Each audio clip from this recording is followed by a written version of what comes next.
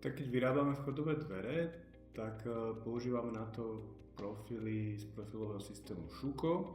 My ich narežeme, pospájame, vložíme kovanie. Dvernú výplň vsadíme do toho nami vyrobeného krídla. Dverné výplne vyrábajú špecializované firmy, ktoré robia iba tieto výplne.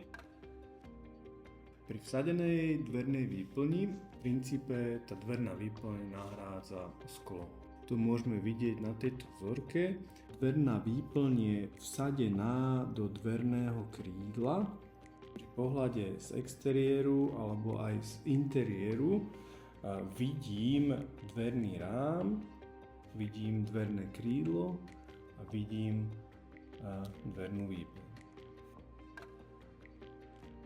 Prekrýva z exteriéru dverné krídlo, z interiérovej strany stále ešte vidím dverný rám, dverné krídlo a dvernú výplň.